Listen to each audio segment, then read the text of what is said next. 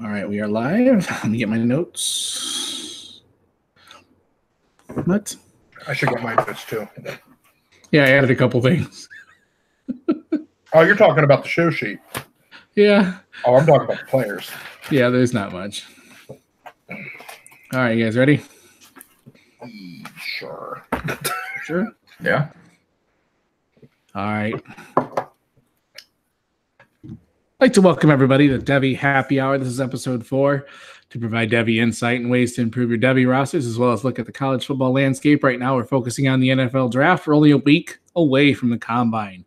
A week away. Anyways, you can find us on Twitter at Devy Happy Hour and our email, devyhappyhour@gmail.com. Special thank you to Tyler Gunther at DHH_Tyler for reaching out to us and giving us another avenue to provide Devy information to the masses. First, I'm going to introduce my co-host, Andrew. How's it going, man? It's going great, Dwight. I'm going to start off the show with a bit of a sideball, though. You owe me an hour and 56 minutes of my life back. I watched Point Break this week, and I was not impressed. Dude, that movie's badass. Don't be hating. You didn't watch the new one, did you? I did not. No, I saw you said not to do that, so I didn't do that. But the ending just ruined it for me. Yeah, the ending was a little weird, but I still love that movie, man. I don't know, just love it. Hey, it's Johnny Utah, baby. All right. Got you. So once you get that 2 hours of your life back, I'm sure your wife's used to you wasting her time. So I'm going to introduce this week. We have a special guest. He writes for Dynasty Happy Hour. He covers a lot of Devy stuff lately. He's been writing a lot of really good articles about the draft class, particularly running backs. I'm going to introduce our special guest this week, Cody Kutzer. How you doing, Cody? Doing good, man. Thank you guys for having me on. Yeah, no problem, man. Yeah, no problem, Cody. Just real quick, how long have you been playing Devy? I actually have not been in any Devy drafts. I'm going to be doing my first one that Zach Marmer is starting this year. But dynasty wise, this will be my third year. Nice. Third, going into the fourth season, I think. So a little while. The way you've been writing, I figured you've been playing Devy for a while, man. It's good stuff.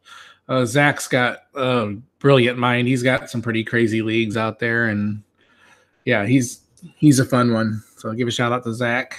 So, cool, man. I think you'll love it once you start, man. It's hard to play in a league without Devy, I think, but it's a healthy version of crack. We should make me lose weight like crack. Anyways, it's kind of a slow news week this week, guys. We got the biggest news of the week is Hollywood Brown. He had Liz Frank surgery, and actually it sounds like he had it about a month ago now and didn't really tell anybody. So he's not going to participate in any drills at the combine, but he'll be there for the interviews and tests. I don't really think it affects his draft stock too much. I mean, he might slide down a tiny bit, but what do you guys think? I think it potentially can. Oh, sorry. Got it. I think it potentially can just because he is already a little bit smaller. So teams are already going to worry about wear and tear with him. And feet with wide receiver, all you have to do is ask the Buffalo Bills about Sammy Watkins. And I think that's a good enough reason to be concerned. But if it's done properly and it heals right, it shouldn't be an issue. But it's hard to say at this point. Right. So he's a guy I honestly haven't scouted him a whole lot in the wide receiver process. What I've seen, I wasn't overly impressed with him. He kind of, I don't know, he's a guy that I want to look into a lot more, but he's one that was being discussed in the top 15 to 20 picks, and he'll probably slide out of the first round, I would estimate. But yeah, Mel Kiper has him, I'm pretty sure, in his top 10 or 15, but he also has Greg Little in his top 10 or 15, so take that for what it's worth. Now we got to put an E on the show. You just swore. You're no better than to say Mel Kiper on this show. Oh, that's right. I'm sorry. Forgot. I'll put it in the jar. Okay. And another big, kind of big news, I guess. Major Applewhite went from Houston. He joined the staff at Alabama as an analyst, whatever the hell that means. Just another way for Saban to have another tool under his wing, I think. You mean tool as in like an asset or tool as in tool? Because the first time an Alabama player doesn't wear a jacket when he's supposed to, it's going to be an issue. Well, exactly. Quentin Williams will bend him in half.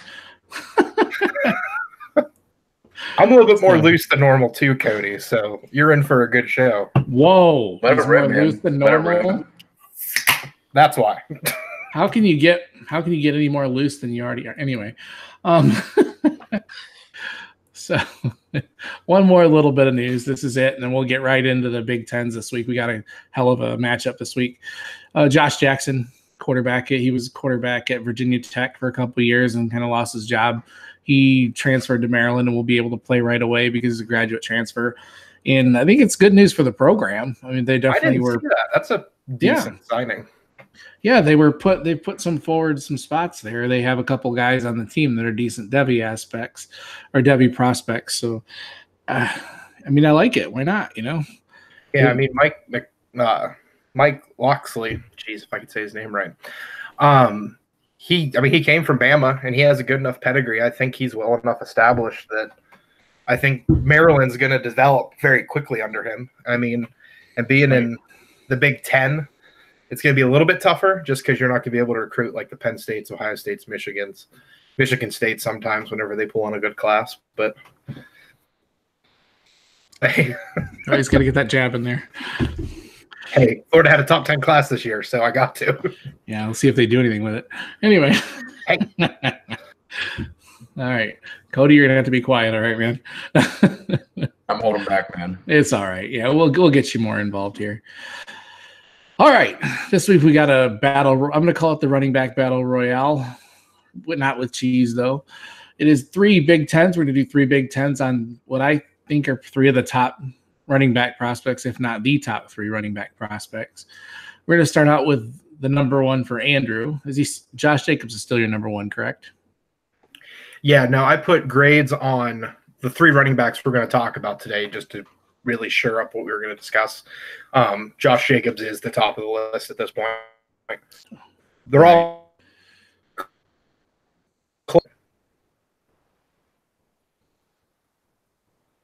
I lost you for a second.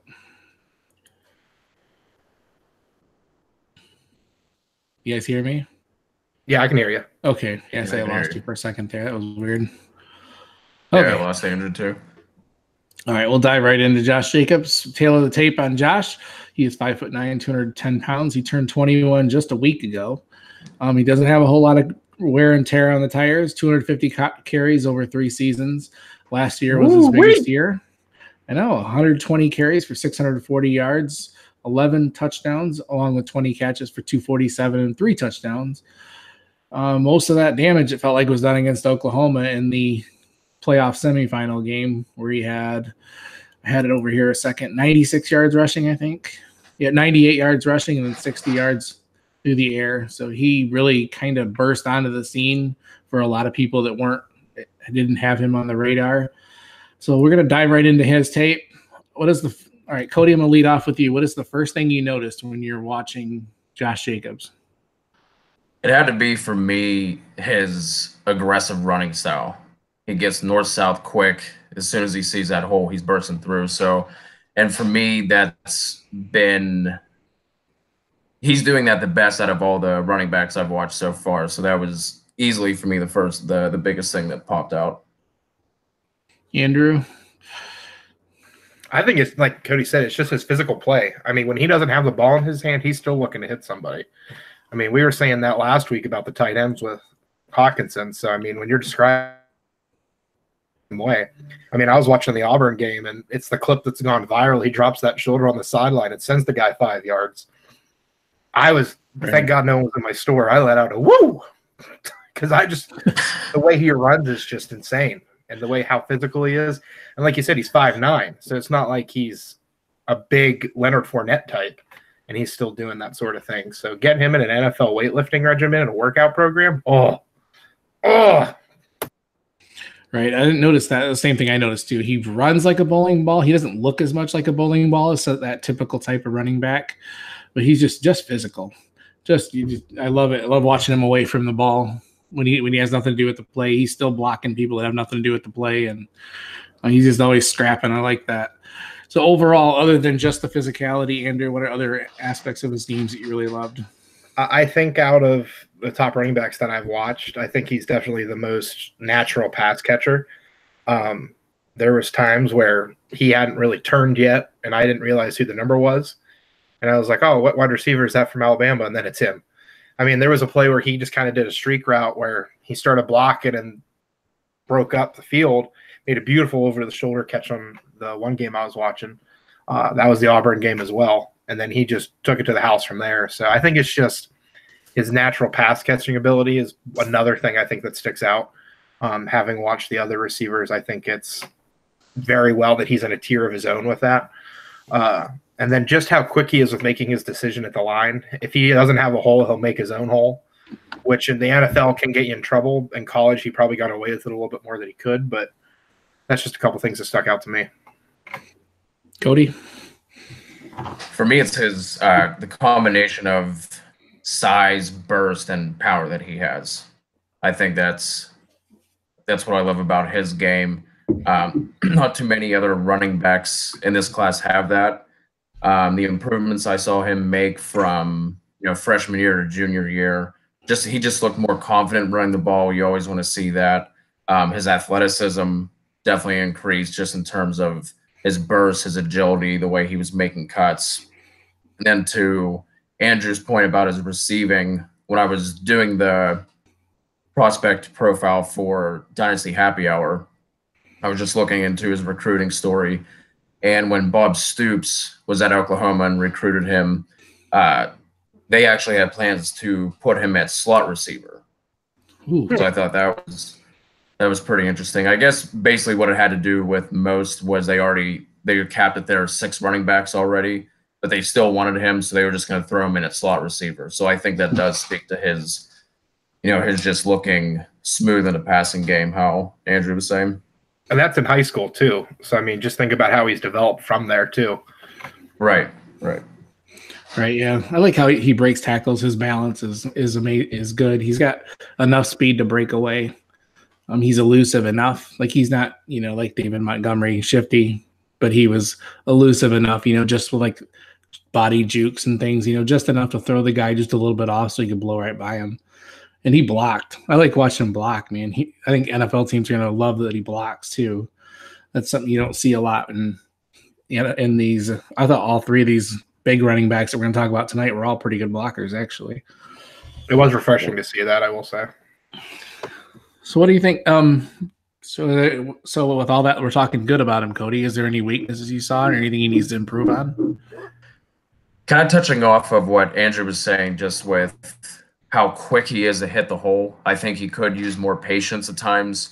And really I only saw that on like the power and gap schemes when he was running. If there's, a guard or a tackle pulling, or there's a tight end coming across the formation, he will wait for them to lead him through the hole. But if it's just hats on hats, or there's, double teams, there was a play against Tennessee, I think it was. I think he was going to the right side. I think the play was going to the B gap, and he just goes to hit that hole so quick. It wasn't open right away. So he goes to shift to the A gap to his left. As he's going to do that, the B gap opens up. So you can see he's trying to process all this information at once, and it causes him to stutter, and he doesn't do anything and then loses yards. So, I mean, that would be one of the big things. And then something I noticed, I don't know if you guys saw it too, his open field vision, like once he gets to like the second level, either he doesn't see it or he doesn't care because he's just going to try and run people over anyway. But those are the only times I saw him take bigger hits, is whenever he just didn't see it coming from the side. Yeah, now that you mention it, I did notice that as well. Like when he got into that second level and he was open, like he doesn't have that shiftiness, he just kind of just went. Just goes, yeah. Yeah. So, yeah. Andrew? I had in my notes his second level, he's better without the ball than he is with it. And that's part of his receiving. So it's funny that you mentioned that, Cody. And then also, too, it's funny, I watched that Tennessee game today, and I put on there, I said, funny, Tennessee didn't have anyone invited to the combine, but they're sure doing a good job of containing Jacobs, or at least making him look bad. So, and like you said, it's just the patience thing. There was a lot of times where if he just would have let the play develop and kind of done a little bit of a keep your feet moving behind the line, Le'Veon Bell type of thing, the play could have developed more, and then he would have been okay. And that's really his biggest things with me. Like I said, encoding they hit on the head, patience, and then just second level open ball carry or open field carrying. Right. Yeah, you see a lot of running backs that succeed without a lot of patience, though. So I don't know. Like I think overall he just has room to grow, which is scary. Like I think he's not as good as he could be, and that's kind of scary. I think the wear and tear is actually a really good thing. I think he'll come into the NFL without, he'll be able to be molded a little bit if he needs to be. That's my favorite thing about him. I love a running back that doesn't have a lot of usage, so there's a lot of tread on the tire left. I always tell everyone that my grandpa told me all about Kevin Smith coming out of UCF, and then he had like 800 carries coming out of college. And Detroit Lions fans know how that worked out. All right, now the player comp. Do you guys have a player comp, or if not, is there a place you'd like to see him fall? Cody, do you have an idea? Dude, I'm just so bad with comps in general. That's why you'll never see them in my articles. So as far as a comp, I don't really have one. And honestly, anywhere that he's going to be able to be the workhorse is where I'd like to see him go. I was kind of going through the teams where I think he could have that might have an opening. Baltimore, Chicago, Houston. I mean, if Indy drafts somebody, I don't think that they will make that higher investment. Philly, maybe Tampa. I don't know what you guys think about those spots. Him and Philly would be insane. To me, Philly would be my top choice. Right. To me, he screamed Ravens, man. He seems like a Ravens guy.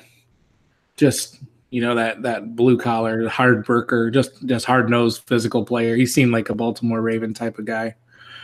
Then just watch the Ravens run the ball 60 times a game between him and Lamar. That read option with him and Lamar would be insane. Yeah, exactly. He ran that really. That would be fun.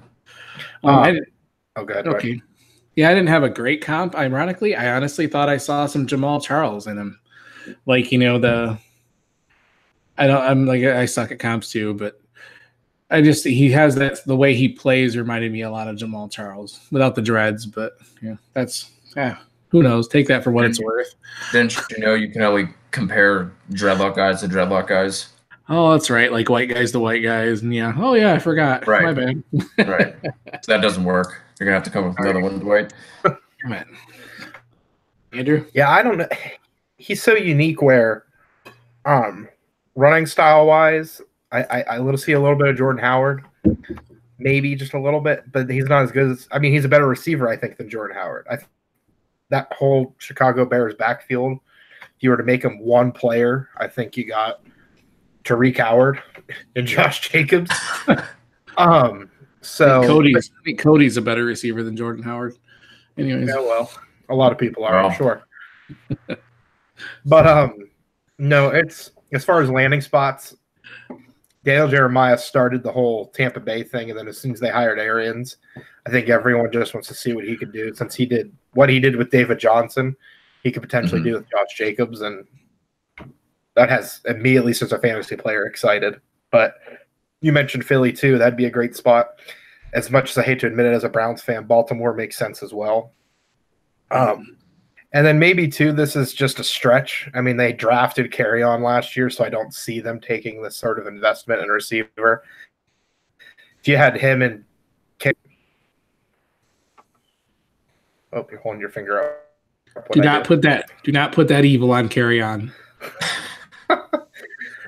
I think him and Carry-On at least would keep each other fresh, but fantasy-wise it would be horrible. But again, I don't see Detroit investing a top 10 pick in another running back after Carry-On played so well. I hope not. Good Lord. I love Carry-On Johnson. All right, so we'll wrap up. That's just about 10 minutes right on the nose, actually. Good job, guys. Yeah. Next, we're going to dive into, this is Cody's number one, David Montgomery from Iowa State, 5'11", 225 pounds. He turns 22 in June. His college stats are pretty crazy. This last season, he had 257 carries for 1,200 yards, 13 touchdowns, 22 catches. His junior season or his sophomore season was almost the same, 250 carries, 1,100 yards, 11 touchdowns. Not much his freshman year. But this guy just, wow. Like, what is the first thing you notice, Cody? What did you fall in love with first when you were watching David Montgomery? Just his ability to create for himself, his elusiveness, his contact balance, all those things. It's been well documented by now that he had a pretty bad offensive line. So, I mean, yards per carry isn't exactly a telling stat or a worthwhile stat to begin with. But if you were just looking at that, you could write that off pretty easily just based on the offensive line play. But just his ability to spin, break a tackle, hurdle over somebody, and then burst upfield. Just his, like I said, his overall ability to create for himself. Andrew? I really liked, again, to make my Rex Ryan comment, I really liked how quick his feet were. If you're new to the show, that's my favorite little comp I have. No, just how quick he was at the line of scrimmage. Like we were talking about, if Jacobs was a little bit more patient, kept his feet moving and find the holes. That's kind of what Montgomery does well. And then when he does get to that second level, he's so elusive.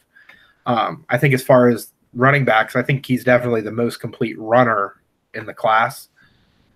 So as far as Montgomery goes, that's what stuck out to me. Right. Like I noticed the second level, the way he sets up guys with his pads and his jukes and things.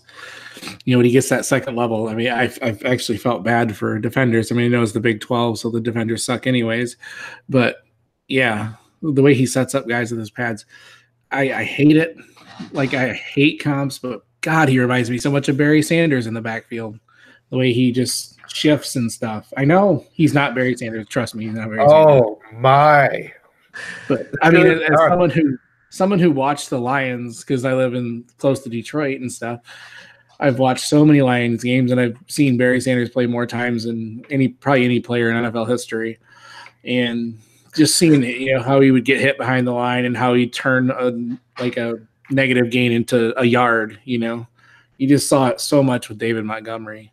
And he's obviously not as good as Barry Sanders, but there was so much of that game. You could tell, I guarantee you watched him growing up, man.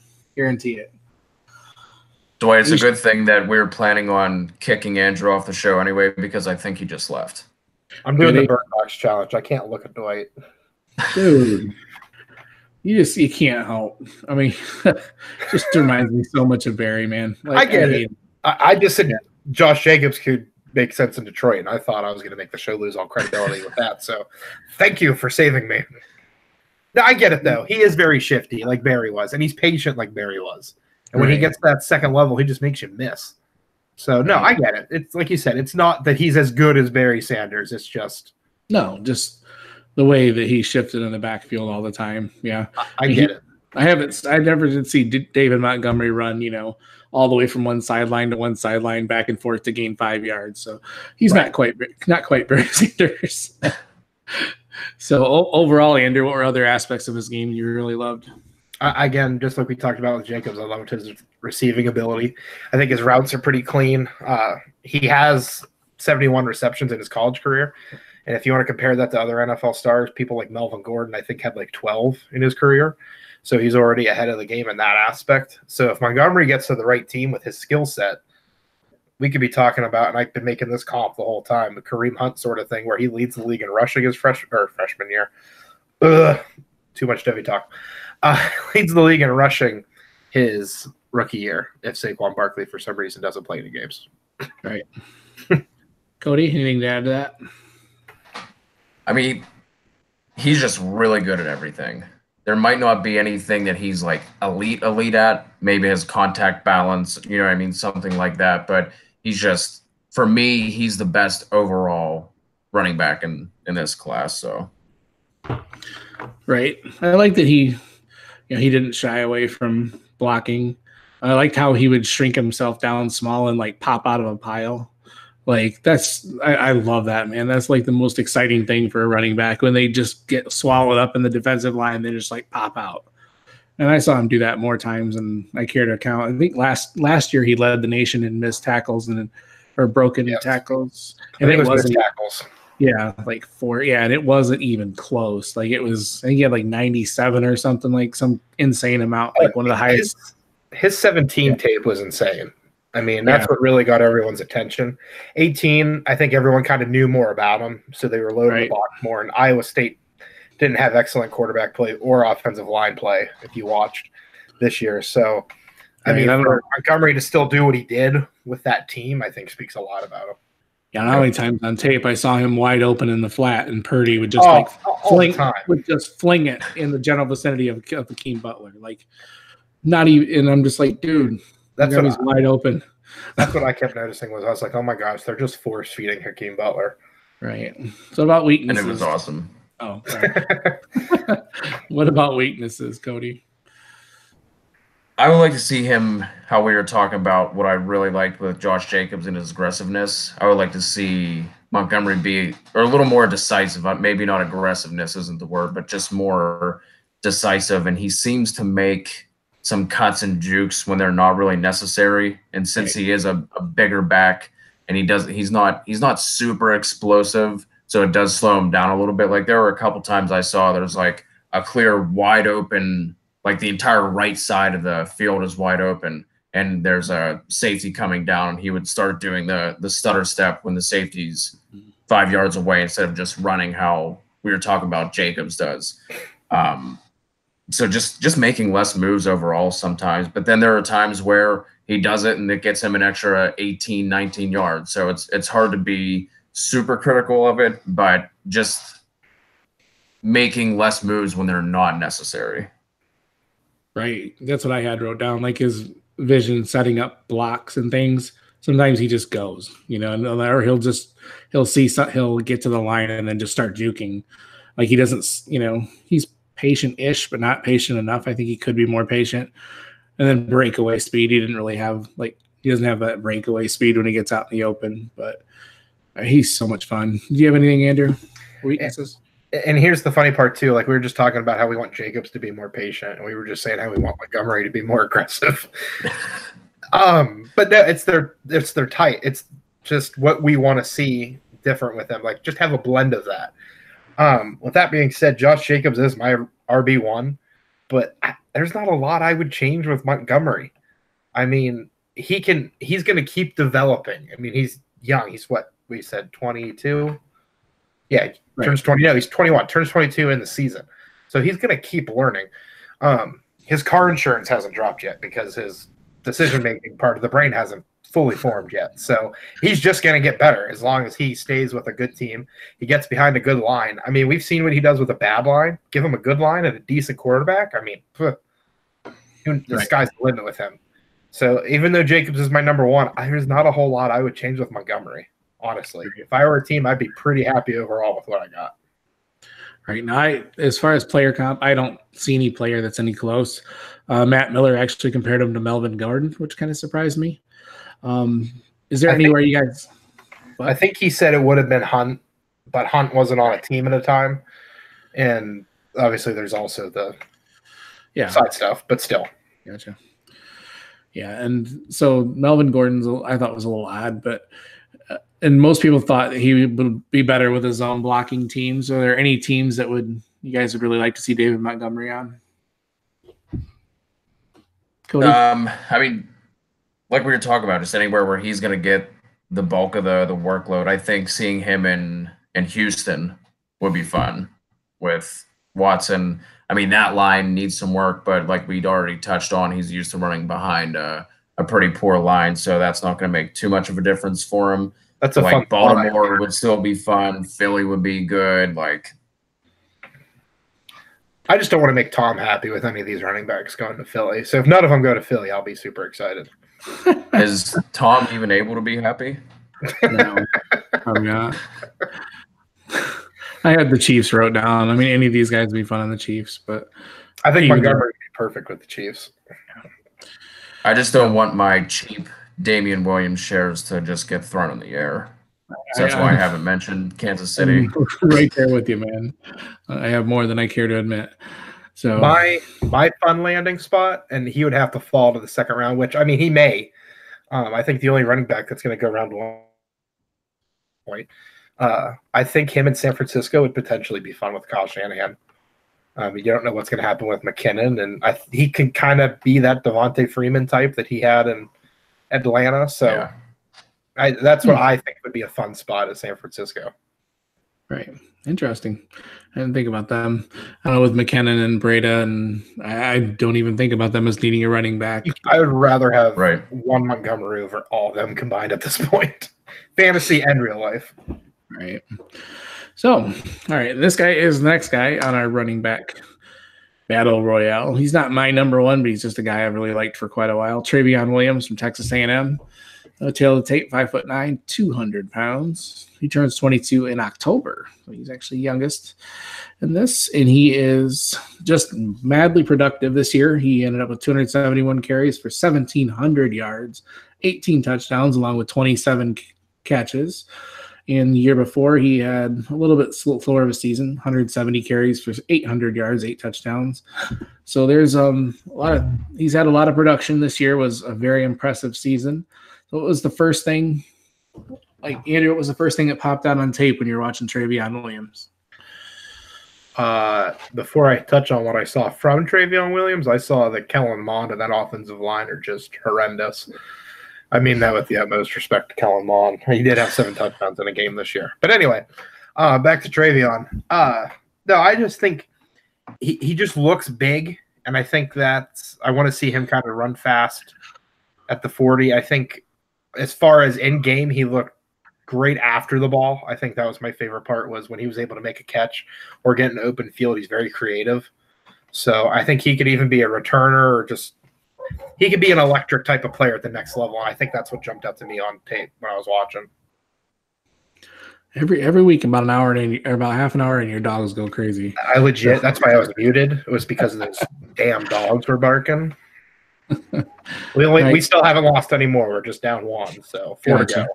I mean that with the most love and sincereness. For dogs, don't come after me, Peter, or anybody else. All right, Cody, what was the first thing that you noticed, man? His vision and his patience. Just how he doesn't dance or hesitate behind the line, but he does it with a purpose. So he'll sit there, you'll see his feet are always active, and as soon as that hole opens up, he goes. What I was talking about with Jacobs and his when he gets to the second level and his vision there, Travion Williams is really good with that. You won't even see it. He'll see the cornerback coming down. He'll make a juke, and then he cuts out around him. So that was his biggest thing, is just watching him and just how patient he was, and then using his feet behind the line of scrimmage to open up holes for himself. Right. Mine's kind of a cop-out. I felt like he did everything really good, but nothing amazing. If that's a silly thing to notice, but you just notice he does a lot of the little things that lead to being a successful running back, and he does them good. He just seemed all around like a really good running back, and that's what I like about him.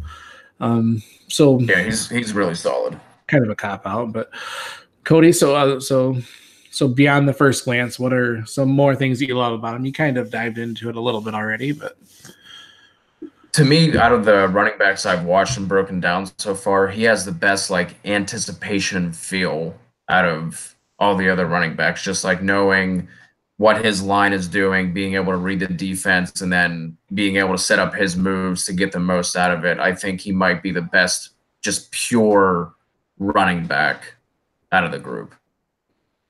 Yeah, that's nothing wrong with that, man. Andrew? Sorry. Didn't realize I was still muted. No, I just think he just seems like a Swiss Army type of player where he can just be plugged anywhere. I know I kind of talked about that a little bit with the return game and receiver. Like you were saying, he's good. He's okay at everything. He's not elite or great at anything in particular. We're saying the same thing about Kelvin Harmon, and we're talking about him potentially being the wide receiver 1. I think Travion, when we look back on this class in a couple of years, he could be the RB1 if he goes to the right spot and continues to develop. I think that's just my biggest thing with him. He has an NFL body already.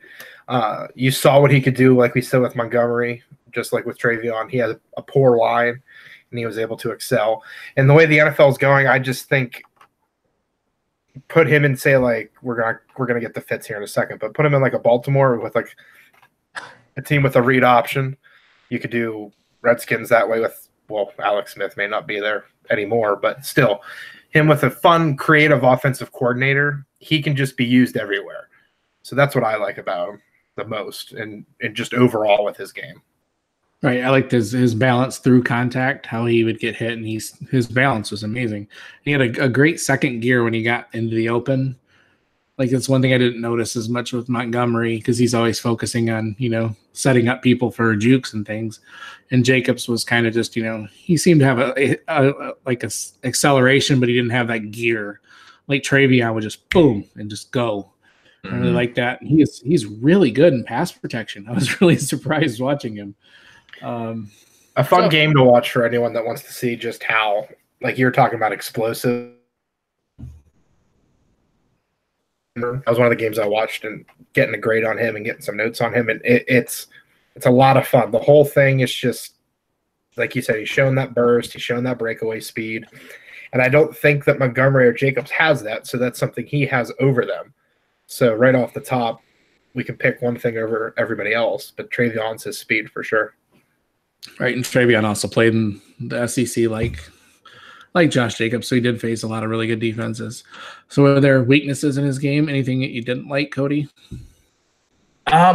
He kind of seemed just to get what was blocked for him and not much more. Like, he was able to make the moves once he, would get past the initial line of scrimmage, right? But like, if the hole wasn't there, he didn't really create on his own.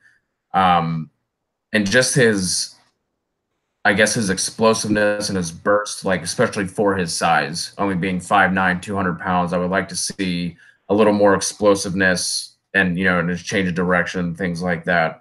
But kind of just nitpicking at that point. Yeah, I feel like you have my notes, because I said the same thing. I thought that he sometimes was stopped too easily. Like there was times where he didn't seem like he doesn't break a lot of tackles like that. Like solid tackles. He doesn't break those as much. Yeah, and his play strength. And I felt like he was best running downhill. When in his size, you think he would be a little shiftier, and a little. Exactly. So, Andrew? Yeah, I had, when he was running anywhere through the line, tackle or guard, he was just having a heck of a time. I watched the Alabama game, and I had wrote down, is Travion just playing that bad, or is this Alabama defense that good? But we all know Alabama's defense is that good. So you watch any other game with Travion, and then I watched the Auburn game, and he was great running up the middle, just explosive, getting to that second level. So it's all about, Alabama was going to eat Texas A&M's lunch anyway. Everyone knew that. But Travion still found a little bit of success, but that's just one thing I really noticed was at times running anywhere through the line, he has a problem. He's definitely more of an outside runner where he can be more creative. Right. So, either of you guys have a player comp for him at all, or? He's tough. I really couldn't come up with one. And I'm usually all about throwing outrageous comps with players, just like Barry Sanders with David Montgomery. But at the same time, I couldn't come up with anything. All right, then any teams you'd like to see him on? Sorry, Dwight. It's okay. What about a landing spot? The same ones we've been touching on already: Baltimore, Philly. Since you already put the evil on Kansas City, he'd be fun in KC. That'd be a nice landing spot. Right. I had Houston, Tampa Bay, the Jets. One of these, I keep thinking Oakland needs a good running back too, and any of these top guys would be good in Oakland, I think. Although I just don't want to put any player I like in Oakland. Yeah, that's kind of what I was thinking too. I just about to say that, like, don't put that evil on a player, I guess. Last year I said, when we were doing buys or sells on Top Dog, I said, they were like, who's your buys on the Oakland Raiders? I'm like, nobody. As long as John Gruden's the coach, I'm not buying anybody. So case in point, look at Amari Cooper. As far as a fun fit for me, I would like to see him in Buffalo. I think he'd be a fun weapon with Josh Allen. LaShawn McCoy's getting up there, and he has really barely any tread. He's basically on his rims at this point. So I think Trayvon would be fun, and plus he wouldn't be rushed in. He can still kind of develop, get a little bit bigger. Definitely be a better receiver, I think, than LaShawn is at this point in his career. So I think him with Allen would be a lot of fun. Yeah, and let them get their offensive line worked out as well. Right. Yeah, I didn't think about them. That would be a good fit as well. I agree. That's what I'm here for. All these outside thoughts. Sometimes they sound good. So I think he'll be the discount running back. I think the clearance running back. I don't know.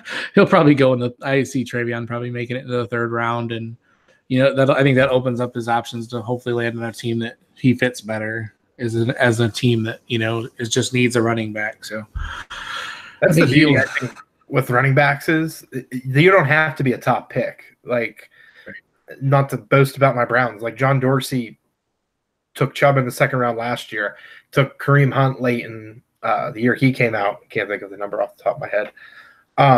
So there's talent to be found late. Philip Lindsay was undrafted this past year. You just get in the right spot and the right situation as a runner, the offensive coordinator more often than not will figure out how to make it work for you. So a lot of these guys, we only talked about 3 of them, but there's a lot of running backs that are pretty good this year. And while most of them are probably not going to be bell cows, but they're probably going to be solid fantasy contributors. Right. Yeah, we'll talk more about the Devin Singletaries, the Benny Snells, all those other in the next couple weeks, months, whatever. We'll definitely dive more into those and check Dynasty Happy Hour. I think Cody's got some more articles coming out. So we're just gonna do another quick one. This one we're gonna do one Power 5 this week. We might as well hit another running back while we're at it. We'll do Myles Gaskin from Washington. He quick tail the tape, 5'9", 191. He turned 22 last week, actually. And all right, we're just gonna go real quick here on him. Not spend a lot of time. I don't estimate he's gonna be a star running back in the NFL by any means, but he's a really good runner. Averaged right around 240 attempts all 4 years while he's at Washington, right around 1,300 yards every year. He had a high of 21 touchdowns in 2017 and caught 19, and 21 the last 3 years for pass-wise. So just pretty damn productive out there. And for Washington, what is the first thing Cody, what is the first thing you noticed when you watched Myles Gaskin? So on tape, the first thing I noticed was for him having that smaller frame, it's pretty strong, man. He never seemed to really get knocked back off the ball too much. He always seemed to fall forward. Off the tape, just the amount of touches he had, the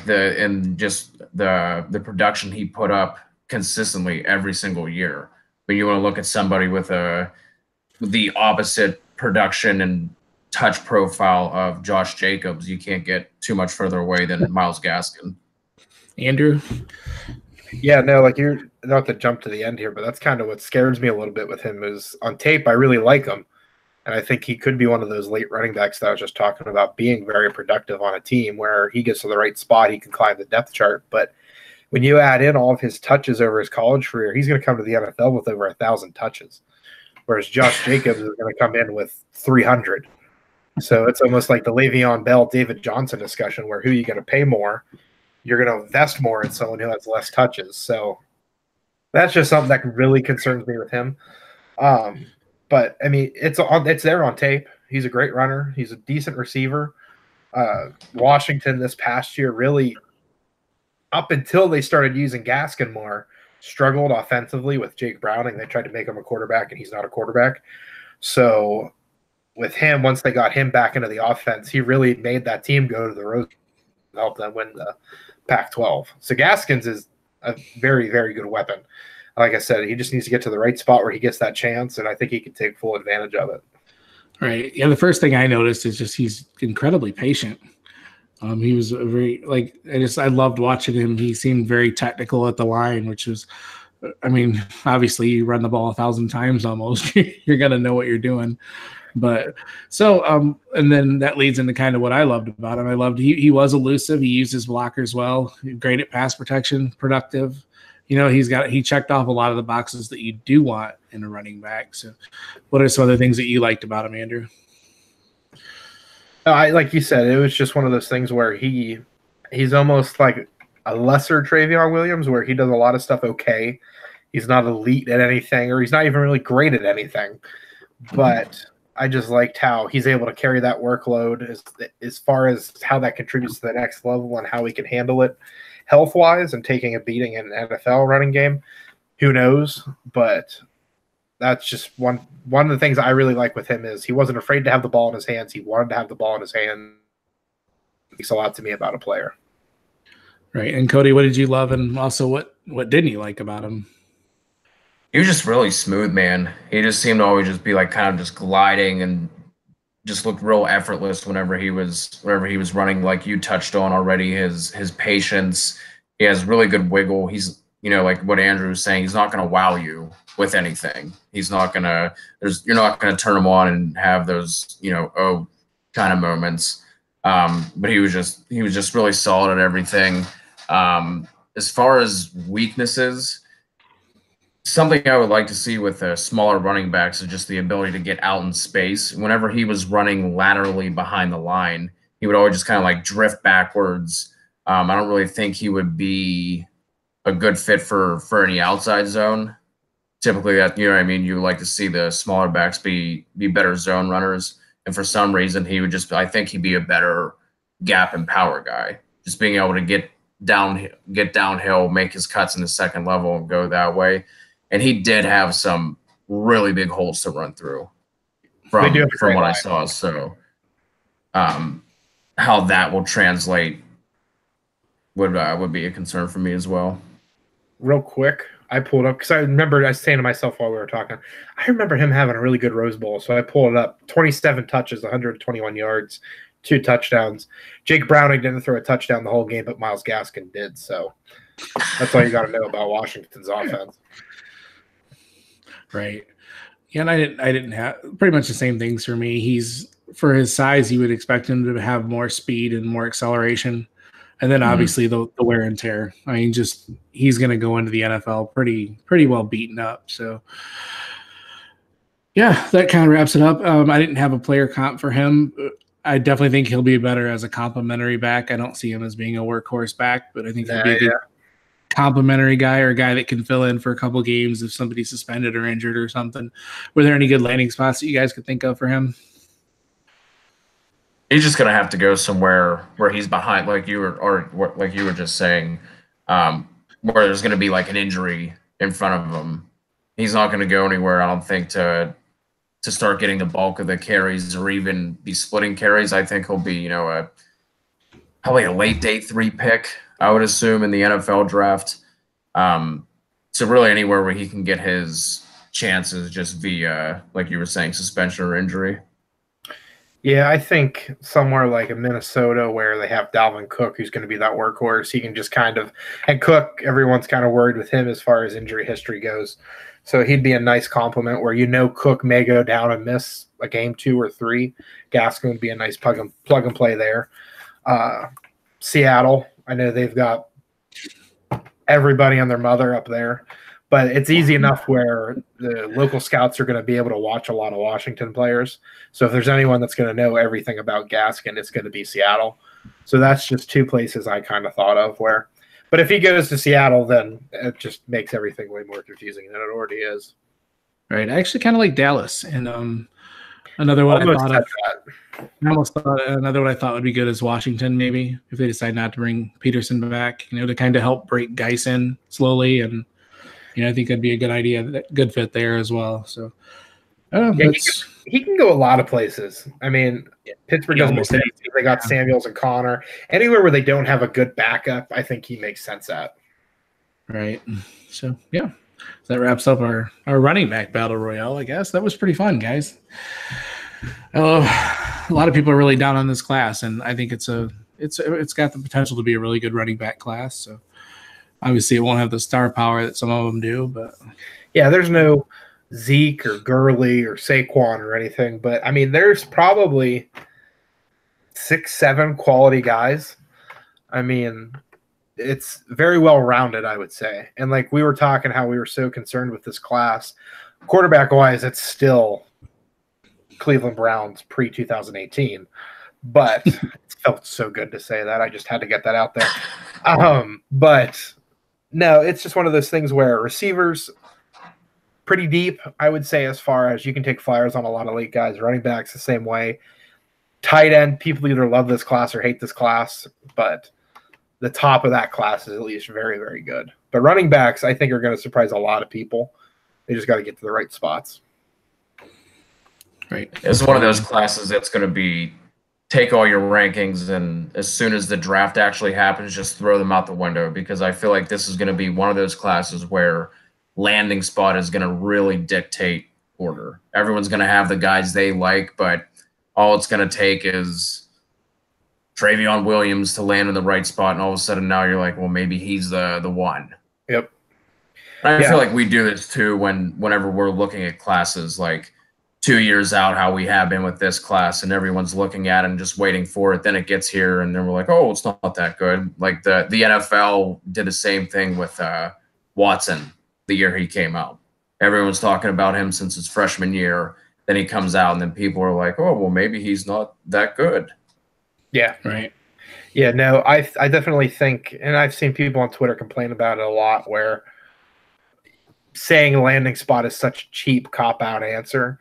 But with this class, it makes the most sense. It's not like last year where you could say Saquon could go to 32 teams and he's still RB1. There's no one on this list where you could be like, they could land anywhere in the league and I'd totally have them as RB1. Like you said, Travion goes to the right spot, he could be RB1. Like if he goes to Tampa Bay and Josh Jacobs, for whatever unknown God reason, goes to Minnesota or somewhere random like that, he's going to be in a better advantage as far as getting playing time. So it's definitely a wait and see sort of draft. We had our rookie draft very early, and a lot of us were kind of picking blindly. So it's going to be interesting to see who gets the steals. Right. And the wide receivers fall into that class too this year. A lot of them are the landing spot's going to mean a lot for them. But we're not talking about wide receivers today. So anyways, all right, Cody, let everybody know where they can find you on Twitter and where they can find your work at. Yeah, I want to thank you guys first for having me on. Been following you guys along since the first one over at the owner's manual, then over here to the happy hour. Really like what you guys are doing. So just want to say thank you for having me on. You can find me on Twitter at @CKutzerFF. I mean, that's where you're going to find most of my work too, with all the retweets and everything. But I'm at the Dynasty Happy Hour and also the Fantasy Authority. Awesome. Andrew? Yeah, no, they can find my fantasy work at Dynasty Happy Hour. They can find my draft stuff over at the Score Crow. They can find, as I do every week, they can find us here for anyone that listens. And I will be making an appearance next week on the Score Crow. We're doing our first NFL draft or NFL podcast, so I'll be on there if you want some non-fan talk. Might finally get to have my Antonio Brown heated venting that I've been looking for so long. So be sure to tune in for that next week, and I'll be sure to share anything we do. Always getting it out there to the masses. Awesome. You can find me at Twitter at FFPeoplesChamp. You can find Andrew and I next weekend in Indianapolis. If anybody's in the combine next weekend, let us know. Next weekend. That's awesome. Drop us a message, man. We'll be there Saturday hanging out all day. And tomorrow night, I'll actually be on the Superflex Super Show. So I'm kind of excited about that, talking about rookies this year. And find my writing at Devy Happy Hour. Or Devy, Dynasty Happy Hour. And you can find the show handle on Twitter at Devy Happy Hour. And once again, email devyhappyhour@gmail.com. And if you guys have any questions at all, I know there's a lot of Devy drafts going up. I'm in 2 right now and got 2 more waiting on board. So this is my favorite time of the year right now. Love Devy drafts. So yeah, once again, if you have any questions, please let us know. Bob didn't send me a roster. We'll have to go over that on our next show. I think our next show will probably be here at Devy Happy Hour. We haven't talked about it much, and we'll just talk probably wide receivers next week. So probably do a little bit of combine preview too. So, all right. Well, thank everybody. I was going to say, plug it one more time. Saturday will be in Indy. If you guys want, we're going to be at the Stick to Football Hangout at 2 Deep Brewing at 5 o'clock. Their time, Eastern time, I don't know. But if you go to Matt Miller's pin tweet, it's there. So we'll be there. If you're listening and you come up to me, I will autograph it for you. So all you got to do is show me you're subscribed to the show. And then when we're a big time, you can sell it later. I love it, man. Love it. All right, thank everybody for listening, and we'll talk to you guys soon. Hook 'em. Nice. Are you looking for hookers next weekend? Oh, no, I'm just kidding. No. Not My wife mandated. is an hour and a half away from me, and then if I even, I'd be dead. Cody would be full time on here.